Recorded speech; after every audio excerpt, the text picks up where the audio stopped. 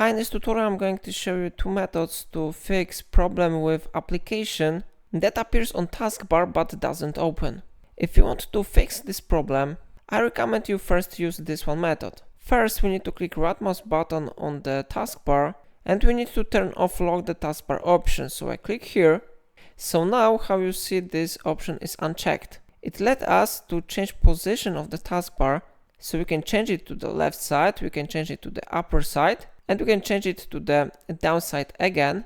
And after that, we may be able to open this file or any other app that you want to use. After this process, I recommend you to click right mouse button again on the taskbar and then select lock the taskbar option. The second method is based on processes. So we need to click right mouse button on icon of start and then we need to go to task manager. Now we need to find here something like Windows Explorer. We need to click right mouse button on it and click restart. After a moment, it should successfully fix your problem, and if you close this window and open app, you will be able to use it.